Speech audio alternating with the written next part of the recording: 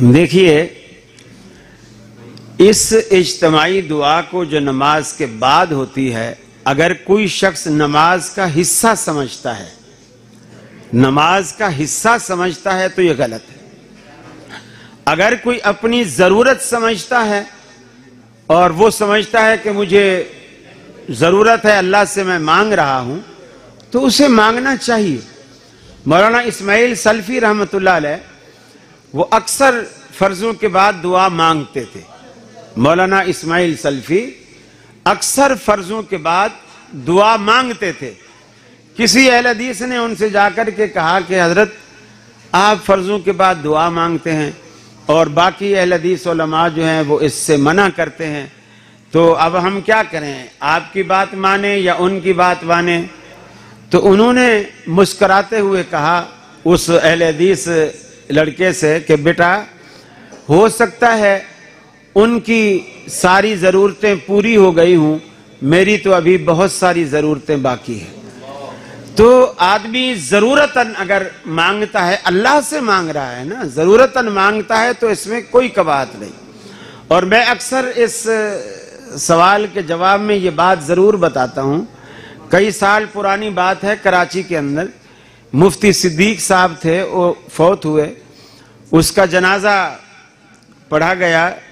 Soldier بازار ایک علاقہ ہے کراچی میں، وہاں دارالحدیث رحمانیہ ہے، اہل حدیثوں کا ادارہ ہے، اور تقریباً چونکہ وہ عالم فوت ہوا تھا تو اہل حدیث کے تقریباً سارے علماء کراچی کے وہاں جنازے میں آئے ہوئے تھے۔ ایک صاحب نے جنازے سے پہلے نماز پڑھائی، نماز پڑھا کر جب وہ پبلک کی طرف رخ کر کے بیٹھا تو پہلی صف میں، بھئی آواز نہیں کرو یار، چائے بند کرو اسے۔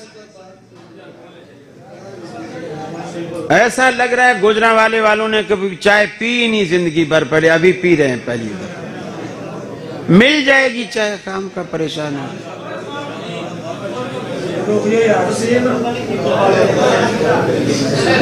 ایسے لگ رہا ہے شادی حال میں بیٹھے ہوئے، روک دو چائے، دان دو، اس کا یہ نقصان ہوگا جو پیے بیٹھے ہیں یہ بھی دوبارہ لیں گے۔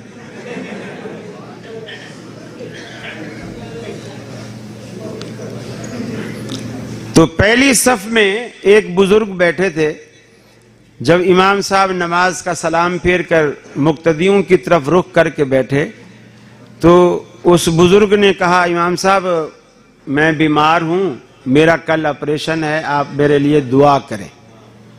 تو مولوی صاحب چپ کر کے بیٹھے رہے، وہ سمجھا کہ انہوں نے سنا نہیں، تو اس نے دوبارہ ذرا زور سے کہا کہ مولوی صاحب میں بیمار ہوں، کل میرا آپریشن ہے، آپ میرے لیے دعا فرمائیں۔ تو اب مولوی صاحب بولنے لگے، بیٹھ جا بابا بیٹھ جا، سن لیا میں نے، یہ دعا کرنی بدعت ہے۔ تو اس طرح کہہ کر وہ غصے میں اٹھا، بوڑھا تھا بیچارہ، لاٹھی کے سہارے صفیں چیرتا ہوا باہر نکلنے لگا اور یہ بولتے ہوئے گیا کہ توبہ توبہ، اب تک تو میں یہ سمجھتا تھا کہ وہابی غیر اللہ سے نہیں مانگتے، مجھے تو آج پتا چلا ہے یہ تو اللہ سے بھی نہیں مانگتے۔